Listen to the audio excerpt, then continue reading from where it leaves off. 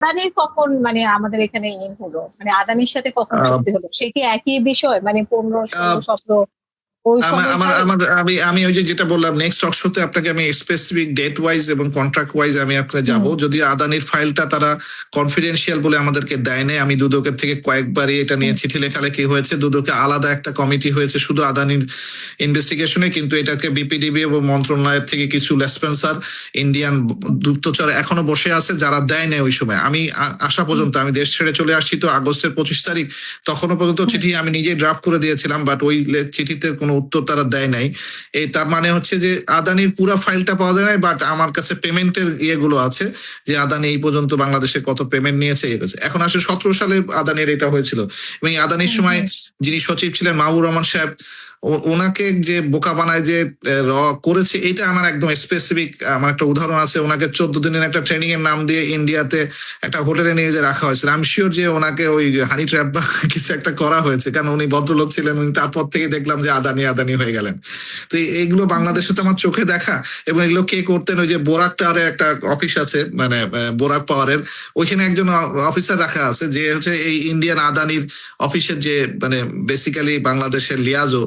এই ভদ্রলোকের কাজই হচ্ছে হানি ট্র্যাপ করা, মানে বিভিন্ন পাওয়ার সেক্টরের বিভিন্ন সচিব এদের সারাদিন ওই সাদা ওদের অফিসে বসে থাকে, আর এদেরকে একটা যে ফ্ল্যাট নিয়ে আসে বোরাক টাওয়ারের মধ্যে, ওর মধ্যে ঢোকায় একটা করে ট্র্যাপিং করে বের করে দেয়। তারপরে থেকে দেখি যে এরা এই সচিব গুলো সব তার পিছনে পিছনে দৌড়ায়, কারণ তার তখন আর কিছু করার থাকে না, তাদেরকে ওই টাকার অঙ্কে বা কিছু একটা ট্র্যাপিং এর মধ্যে ফেলে দেয়। তো এটা এটা যে হয়েছে এটা কোনো সন্দেহ নাই। তা 2017 সালে আদানি এটা হয়েছে। আমরা একটু আসি আপনার এই মানে আমি আজকে একটু ব্রড স্কেলে বলি, আমি অন্যদিন স্পেসিফিক গুলো বলবো। আজকে ব্রড স্কেলে যে উৎপাদন, আমি যেটা বলতেছিলাম যে এই যে কুইক রেন্টালের একটা এরা চললো, এই সময় প্রায় 10-12 বছর ধরে যে চুরি হয়েছে, এই চুরি পরিমাণটা এত পরিমাণে হয়ে গেছে যে টোটাল বাংলাদেশের ইকোনমির মনে করেন অ্যারাউন্ড 40% টাকা দেশের বাইরে, মানে প্রত্যেকটা কন্ট্রাক্টে বলা আছে ডলারে পেমেন্ট হবে, সিঙ্গাপুরে বা দুবাইতে বা অমুক জায়গায় পেমেন্ট হবে। তার মানে কি লিগালি আপনি টাকাটা বের করে নিয়ে গেছেন। এই যে পদ্ধতিটা সাইন করছে, এটার জন্য ফাঁসি হওয়া উচিত প্রথম হচ্ছে বিদ্যুৎ সচিবের, প্রথম ফাঁসি হওয়া উচিত হচ্ছে বিদ্যুৎ ওই সময়কার মন্ত্রীর, প্রথম ফাঁসি হওয়া উচিত হচ্ছে যারা এই কন্ট্রাক্টে প্রত্যেকে সাইন করছে এদের ফাঁসি হওয়া উচিত। কারণ এরা আমাদের 50 বছরের জন্য আমাদেরকে এই এই বোঝাগুলো চাপাই দিয়ে গেছে। এরা বুঝে শুনে করছে, এমন না যে না বুঝে করছে, এগুলো প্রত্যেকটা লোক বুঝে করছে। ওখানে ডক্টর কাইকোয়াস নামে একটা ভদ্রলোক ছিল, ওনার সাথে আমার তর্ক বিতর্ক হয়েছিল। আমি যখন এশিয়ান ডেভেলপমেন্টের ব্যাংকের একটা কনসালটেন্ট হিসেবে ওনার কাছে গেছি, তো ওনাকে আমি এরকম চ্যালেঞ্জ করেছিলাম যে আপনি এই কন্ট্রাক্টটা পড়ে দেন নাই, আপনি যে দেশের জন্য যে টাকাটা, তো উনি আমাকে যে টেবিল থাবায় আমার উপর চেপে চিৎকার করে উঠছিল, তুমি কি আমার থেকে বেশি বোঝো? মানে দেখেন, একটা সে সচিব, সে আমি তাকে প্রশ্ন করেছি যে আপনি কন্ট্রাক্ট পেপারে দেশের জন্য ক্ষতি হয় এটা কি পড়ে দিয়েছেন না না পড়ে দিয়েছেন? আমি তো এডিবির কনসালটেন্ট, তো উনি আমার উপরে খেপে চিৎকার করে উঠলেন। তার মানে হচ্ছে এইসব লোক এখন, ওই যে আমি দেখছি কদিন আগে দেখলাম যে উনিও সাক্ষাৎকার দিচ্ছেন, উনি ভালো মানুষ সাচ্ছেন, উনি আমেরিকায় যে বসে আছেন। কেন বাবা তুমি আমেরিকায় যে বসে আছো কেন? তুমি কি আমার মতো কেস খাইছো নাকি? তাহলে কেস খাইলে সেটা ফেস করতে হবে। তো আমি তো এখনো ফেস করতেছি, তুমি ফেস করো না কেন? তো এই যে লোকগুলো এরা কি করছে, এক একটা সময় এমন এমন কন্ট্রাক্ট সাইন করে গেছে যে কন্ট্রাক্টের কারণে আপনার দেশের বাইরেটা পাইপ করে বের হয়ে গেছে। তারপরে দেখেন এক একটা ইউনিক যতগুলো পাওয়ার প্ল্যান্ট হয়েছে, এই কোনো পাওয়ার প্ল্যান্টের কোনো ট্যাক্স সেশন নাই, জিরো ট্যাক্স।